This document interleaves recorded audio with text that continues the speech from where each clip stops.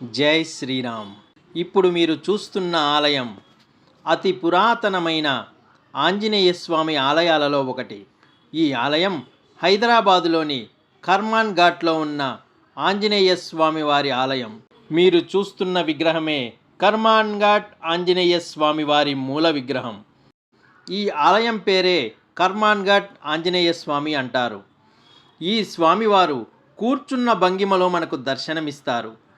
క్రీస్తు శకం 12వ శతాబ్దంలో ఒక కాకతీయ రాజు వేటకు వెళ్ళి ఒక చెట్టు కింద విశ్రాంతి తీసుకుంటున్నప్పుడు రాముడి నామజపం విన్నాడు.